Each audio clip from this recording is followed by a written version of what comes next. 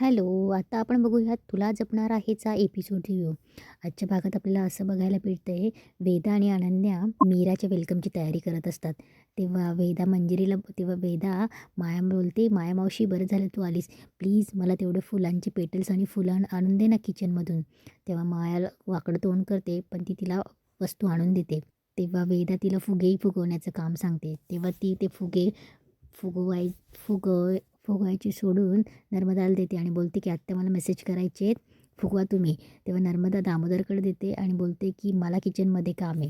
तेव्हा दामोदर अजितकडे देतो. तेव्हा अजित बोलतो, मला वाटलंच होतं तुम्ही असं करणार आहे, तुम्हाला दुसरं काही येत नाही. तेव्हा दामोदर बोलतो, बरं झालं मला चांगलं ओळखलंस तू. आणि अजितला फुगे फुगवायला लावते. तेव्हा तिथे अंबिका येते आणि अंबिका मुद्दामच अजित फुगे फुगवत असतो तेव्हा एक एक फुगा फोडते आणि अजितची मज्जा घेत असते. इकडे अथर्व दादासाहेबांसोबत असतो आणि दादासाहेबांना बोलत असतो की बाबा तुम्हाला डॉक्टरकडे जायची गरज आहे. तेव्हा दादासाहेब बोलतात की नाही रे मी ठीक आहे, पण काल रात्री मला जे एक स्वप्नासारखं पडलं होतं. स्वप्न कसं, ते मला एक सत्य असल्यासारखं वाटत होतं. एक अशी गुहा टाईप होतं आणि तिथे एक जटाधारी वृद्ध बाई होती. मंजिरी तिथे जवळच असते. तेव्हा दादासाहेब बोलतात आणि तिथे लगेच मंजिरीकडे बघतात. तेव्हा मंजिरी बोलते की अहो स्वप्न असेल ते. दादासाहेब बोलतात की कदाचित तुम्ही म्हणतात तसं स्वप्नही असेल. तेव्हा दादासाहेब विचारात पडतात. तेव्हा अथर्व बोलतो की बाबा खरंच डॉक्टरची गरज नाही आहे ना. तेव्हा दादासाहेब बोलतात नाही नाही. तेवढ्यात वेदा पळत पळत येते आणि बोलते बाबा आजोबा चला ना, आम्ही किती छान तयारी करतोय, चला ना बघायला. तेव्हा अनन्या बोलते बाबा तुम्हाला आठवतं का मीरा वहिनीचा फेवरेट कलर कोणता आहे ते. तेव्हा दादासाहेब बोलतात ब्ल्यू. तेव्हा अनन्या बोलते की ब्ल्यू आणि अथर्वकडे बोट दाखवते. तेव्हा दादासाहेब बोलतात की अच्छा म्हणून अथर्वने ब्ल्यू कलरचा शर्ट घातला आहे का. तेव्हा अथर्व लाजतो आणि बोलतो फोन फोन हॅलो हॅलो करत तिथून निघून जातो आणि बाहेर येऊन बसतो आणि त्याला त्याचंच हसायला येत असतं. तेव्हा अनन्या बोलते वेदा तू हे कर ना, मी आलीच हां, थांब जरा. तेव्हा अनन्या अथर्वकडे येते. तेव्हा अथर्व पटकन उठून उभा राहतो आणि हसत असतो. तेव्हा अनन्या बोलते की दादा मीरा वहिनी येणार आहे म्हणून तू इतका ब्लश करतोयस ना. तेव्हा अथर्व बोलतोय असं काही नाही आहे. तेव्हा अनन्या बोलते तुझ्या चेहऱ्यावर दिसतंय हं. तेव्हा ती अनन्या बोलते की दादा तू मीरा वहिनींना आय लव्ह यू बोलणार आहेस ना. तेव्हा अथर्व बोलतो की प्रेमाला बोलण्याची गरज नसते. कधी कधी जेस्चरसुद्धा इनफ असतं. त्यामुळे प्रेमाला भाषेची गरज नसते. तेव्हा अनन्या बोलते तू बोलणार आहेस की नाही, थांब मी मीरा वहिनीला फोन करून सांगते की येऊ नको म्हणून. तेव्हा अथर्व तिचा हात पकडतो आणि बोलतो की अगं मला समजत नाही ते कसं बोलायचं, काय बोलायचं. तेव्हा अनन्या बोलते की अरे एक काम कर दादा तू मला बोलून दाखव. तेव्हा अथर्व बोलतो मला तुला बोलून दाखवायची गरज नाही. तेव्हा अनन्या बोलते की बघ वेळ आल्यावर माणसं काहीही बोलतात, त्यामुळे प्रॅक्टिस म्हणून कर, मी तुझी प्रॅक्टिस घेते. तेव्हा अथर्व बोलतो ओके. तेव्हा अनन्या बोलते बोल. तेव्हा अथर्व बोलतो गेट लॉस्ट. तेव्हा अनन्या बोलते की ओके. तेव्हा अनन्या बोलते की मी फोन लावते मीरा वहिनीला. तेवढ्यात मीराचा फोन येतो. तेव्हा अथर्व बोलतो आहे हा काय प्रँक आहे, तू इथल्या इथेच फोन करतेस का.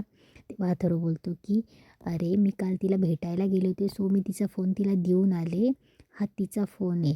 तेव्हा अथर्व बोलतो म्हणजे मीरा फोन करते. तेव्हा अनन्या बोलते लवकर उचल नाही तर कट होईल. तेव्हा अथर्व फोन उचलतो. तेव्हा मीरा बोलते वेदाचे बाबा मला वाचवा. तेव्हा अनन्या बोलते की वहिनी तू सावलीच्या घरून निघाली का. तेव्हा मीरा बोलते हो अनन्याताई मी सावलीच्या घरून निघाली, पण वाटेत काही गुंडांनी मला घेरलं म्हणून मी लपली आहे. तेव्हा अथर्व बोलतो की कुठेस तू. तेव्हा मीरा बोलते मी बस स्टॉपकडेच होती, पण ते गुंडांनी मला अडवलं म्हणून मी इथे जंगलाच्या तिथे आली. तेव्हा मीराला ते गुंड समोर दिसतात. ते पकडतात की वो वहाँ पे खडी आहे असं म्हणून ते तिच्याकडे येणार. तेव्हा मीरा फोन न ठेवतात तशीच न बोलता पळून जाते. तेव्हा अथर्व मीरा मीरा करत असतो. तेव्हा तो अनन्याला बोलतो की अनन्या तू सगळ्यांना इन्फॉर्म कर मी आलोच. तेव्हा अथर्व जात असतो. मीराला ते गुंड पाठलाग करत असतात. मीरा इकडे तिकडे सैरभैर पळत असते. अथर्वही इकडे फास्ट गाडी चालवत असतो. तेव्हा अथर्व गाडीचा स्पीड बघतो. तेव्हा त्याला अनन्याचे शब्द आठवतात की दादा एखादी व्यक्ती संकटात आहे हे कळल्यावर सेफ ड्राईव्ह करणारा माणूससुद्धा 150च्या स्पीडवर गाडी चालवतो. मीरा इकडे पळत असते. अथर्व गाडीमध्ये तो पण त्या जंगलाच्या वाटेनेच असतो. मीराचा चुकून पाय अडकतो आणि ती एका दगडावर तिचं डोकं आदळतं. मीराच्या डोक्याला लागलेलं असतं. तेवढ्यात ते दोघं गुंड तिच्या समोर येतात. मीरा मागे मागे सरकते. ते गुंड तिच्या पुढे पुढे येत असतात. तिथे देवी आजीही असते. इकडे अथर्व जंगलात घुसतो, पण त्याच्या गाडीचं चाक खड्ड्यात अडकतं. तो काढण्याचा प्रयत्न करत असतो. इकडे आजी हा सगळा प्रकार बघत असते. आजी खाली हातातून माती उचलते. तिथे मीराही हातात बाजूची माती उचलते. आजी माती मुठात घेते. मीराही माती मुठात घेते. तेव्हा मीरा ती माती घेऊन त्या गुंडांवर फेकते. त्यांच्या डोळ्यात धूळ फेकते. आणि इकडे अथर्व गाडीचे चाक काढत असतो. तो पुन्हा पुन्हा चाक काढण्याचा प्रयत्न करत असतो. मीरा धूळ फेकून तिथून पळते. इकडे अथर्वचे गाडीचं चाक निघत नसतं. अथर्व गाडीतून उतरतो आणि बोलतो की ओ गॉड, आता काय करू मी, मला मीरापर्यंत पोहोचायचे. अथर्व त्या जंगलापाशी येतो आणि जोरात आवाज देतो, मीरा. इथे देवी आजी पण असते. देवी आजी आवाज ऐकते. तेवढ्यात देवी आजी खाली काठी जोरात आदळते. तेवढ्यात वरती एक देवी आजी घोडा येतो आणि तो घोडा खाली उतरतो. तेव्हा देवी आजी पुन्हा जोरात काठी आदळते. तेव्हा तो घोडा खाली जमिनीवर येतो आणि तो अथर्वच्या दिशेने येतो. अथर्वच्या जवळ येऊन थांबतो.